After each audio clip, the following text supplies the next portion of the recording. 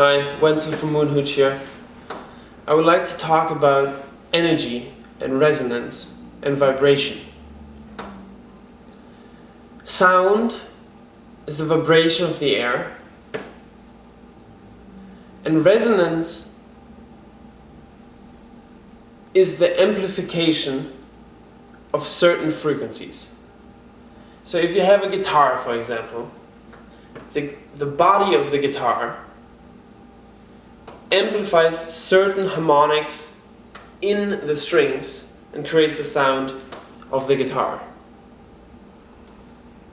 A drum, for example, the shape of the drum amplifies certain frequencies of the vibrating membrane, creating the sound of the drum.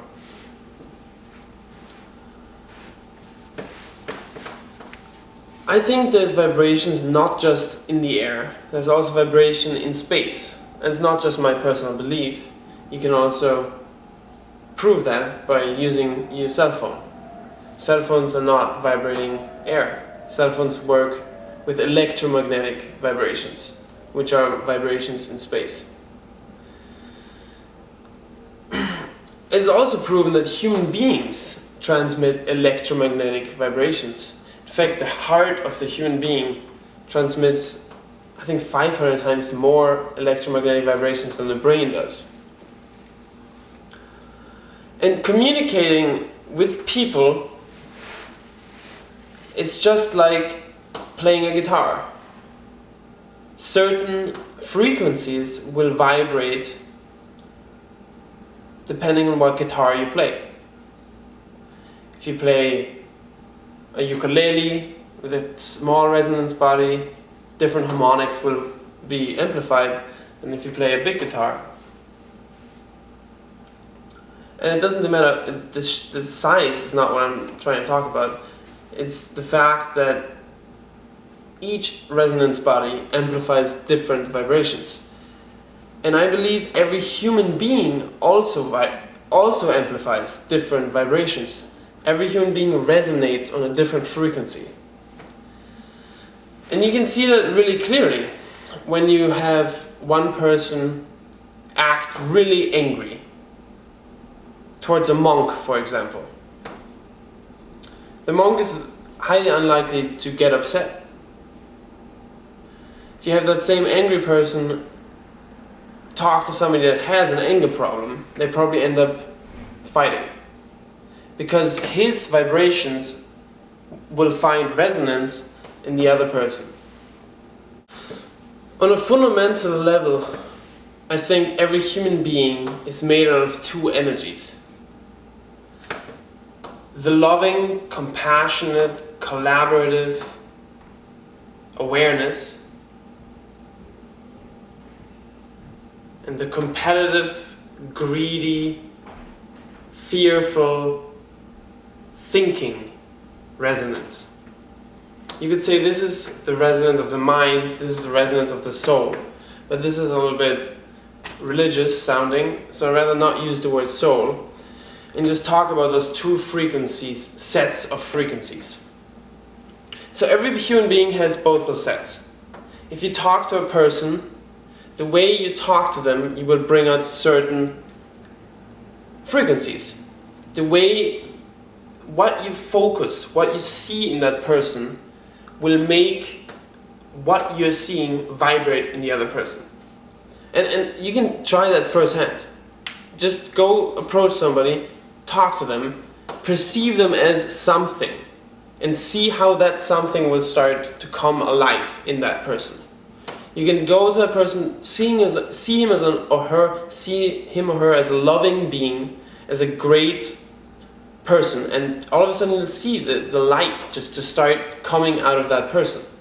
That person will, that sounds also very esoteric, see the light coming out of that person. By that I mean that person will vibrate more positively. That person will be more likely to be compassionate, more likely to be content, more likely to collaborate.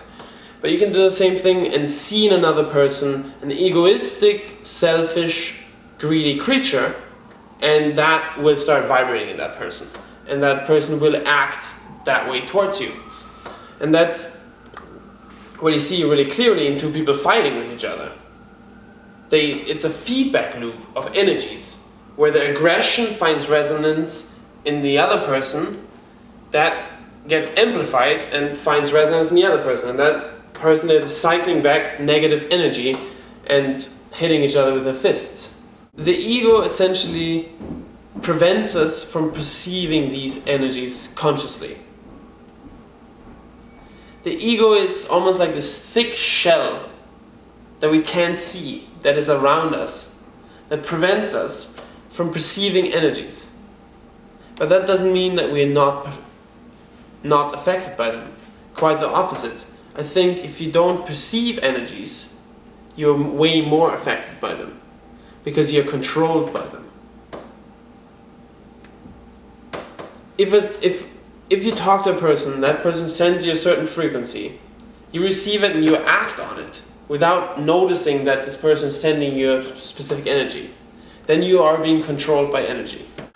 I think the way to deal with energies is to make them resonate within you, but prevent them from taking you over. So, what I mean by that, you talk to a person, that person sends you negative energy. Instead of reacting on that negative energy and sending it back to him, you simply make it vibrate in you. You feel that energy.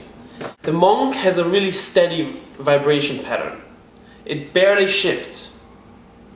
While the normal person has a vibration pattern that changes constantly. Constantly goes in and out. And what I believe is the difference is that the monk makes all vibrations vibrate in him. And by making all those vibrations vibrate, he has a steady resonance pattern. A pattern that doesn't need to change to accommodate different frequencies, because all frequencies resonate in him. While the normal person with the erratic, sporadic energy pattern, resonance pattern, constantly responds to energy. So, for example, negative energy comes towards him. He immediately has a negative thought. For example, positive energy comes towards him. Immediately feels good. While the monk has a steady center, where he doesn't get moved by energies like this, but rather he just makes them vibrate and experience them as energy, not as emotional content. And I think that's exactly what meditation teaches. It gives you the ability to experience energies as energies and not to perceive the emotional context of energies. So if a person sends you bad energy, if a person perceives you negatively, you no longer start feeling bad about yourself and give that energy back, but you just perceive that energy as energy. That's all it is.